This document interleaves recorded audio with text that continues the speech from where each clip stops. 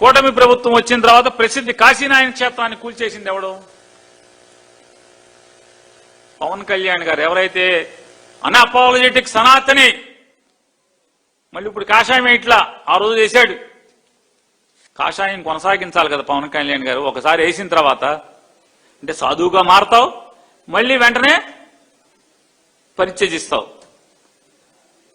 అంటే బ్రహ్మచర్యాన్ని లేదా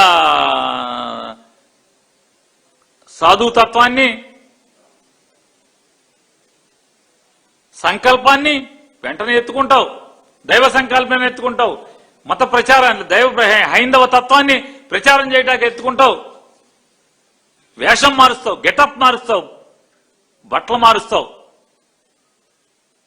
మరి నీ శాఖ ఆధ్వర్యంలో కాశీనాయన క్షేత్రం, ప్రముఖ హైందవ క్షేత్రమైన కాశీనాయన క్షేత్రాన్ని మీ శాఖ అధికారులు నీ ఆదేశాలు లేకుండా కూలగొట్టారా?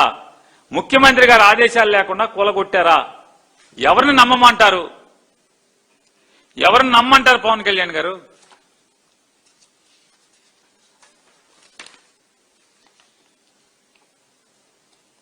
శ్రీకాకుళం ఆధ్యాత్మిక కోర్మ గ్రామంలో మందిరానికి నిప్పంటించింది ఏంటి పరిస్థితి? పోనీ దానికి ఏమన్నా సాయం చేశారా? పోనీ పునర్నిర్మాణం ఏమన్నా చేశారా? ఆదుకున్నారా? మీ పాపాలు ఒకటొకటి కాదు.